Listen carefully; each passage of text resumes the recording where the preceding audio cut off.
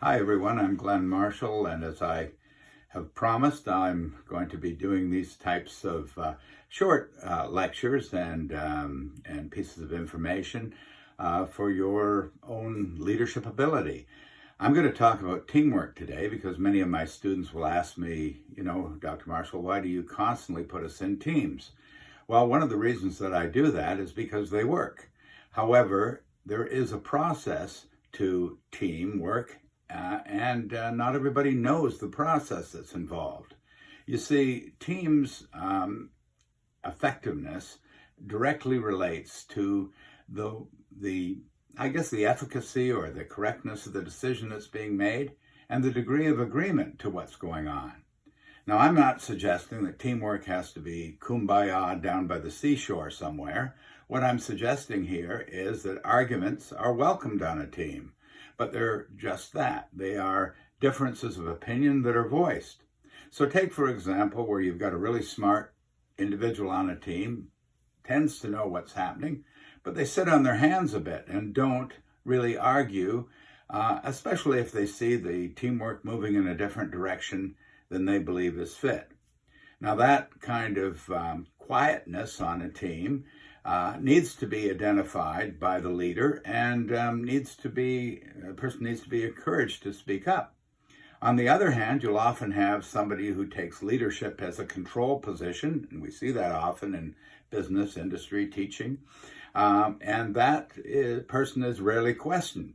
Now, if that person presents is not particularly valid, but everybody thinks it's the greatest thing since sliced bread, then the outcome for the team suffers through that.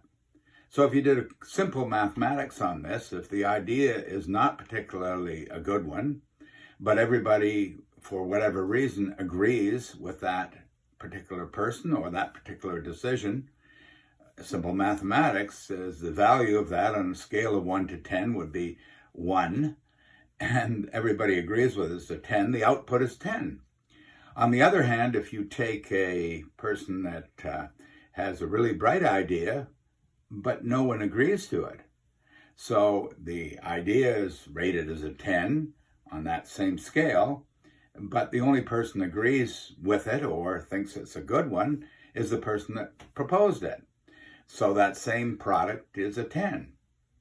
Now, if you can get teamwork and collaboration going, you don't have to give up your stance on what is effective and what isn't, but you can, in fact, moderate your opinions. Does it have to be your ideas all the time? Well, no, it doesn't. And so consequently, if a person accepts an optimal kind of position, a 7 or 8, and in terms of efficacy, still a really good idea, but not yours, along with an acceptance value of, a quality value of 8, the end product just has to be something better than the first two propositions that I talked about. So 8 times 8 is 64, or whatever it happens to be, just the outcome is better. Now, leadership is a learned behavior. It isn't some natural, God-given gift to people. Some people are more expansive and more likely to take the power of leadership seriously. On the other hand, it's a learned behavior, and you have to learn that behavior, and the way you do it is on a team. Teams sometimes get off track, and I'm not talking about bringing in the soft music and singing Kumbaya down on the seashore. I'm talking about delivering outcomes that are profitable, not only to the individual, but to the organization itself. Now, many of you shy away from teamwork because of personality. Perhaps you don't even like the people that is on your team. I often tell students, look, you're not going to have much of a choice in an organization whether you work on a team or not. It tends to be one of the things that we're seeing in the North American marketplace. And the point is that when I form teams, I basically tell the students, listen, your team is the result of your parents. And they look at me rather strangely and say, what do you mean, the result of my parents? I said, your last names. I alphabetically will put teams together. The ideal size for a working group is 4 to 6 members. And of that, those teams are formed. And if they start saying, well, we're not working together, can we leave the team? And I said, yeah, it'd be the same as leaving work or quitting work. You can.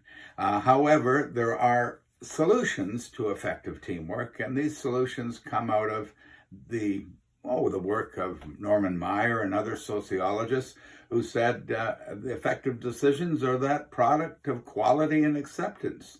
And so that's the exact example that I was talking about today. Now, there's lots of teams that believe that they are actually working well. Harmonious teams, contradictory teams, all those sorts of things. But it is a learned behavior. So teamwork does work. You know, some of my colleagues, some of the folks in human resources and human management will say it's crucial that you get to be cooperative and like other people. Well, that is a two-way street, and it's important that other people actually enter a teamwork situation for two purposes: to be respectful and probably collaborative, but they also should not give up their points in favor of just warm feelings or afraid of offending people's opinions. So in my experience, teamwork has worked extremely well.